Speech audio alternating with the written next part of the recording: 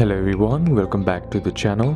Hope you are doing well and fine, and in today's video I'll be showing you Stake how to deposit money. So without wasting any time, let's just jump right on the video and make sure to watch this video till the end and follow the steps as well. To deposit money in your Stake.com account, what you need to do is first head over and open up your Stake.com app, and once you're inside, be sure to be logged in with your Stake.com credentials. Then once logged into your account, what you need to do is navigate to wallet. So simply tap on the wallet icon on the bottom of the screen. Now once you're inside your My Wallet section, you'll be seeing the deposit icon right here. Simply tap on that, and now what you need to do is choose the cryptocurrency you wish to deposit, like Bitcoin, Ethereum or Litecoin. Then copy the unique deposit address provided by the selected cryptocurrency, and from your external wallet or exchange, send the desired amount to the copied address. Ensure using the correct network to avoid any issues, and once that's done, you have successfully deposited money in your Stake.com account. So these are a couple of steps that you can apply,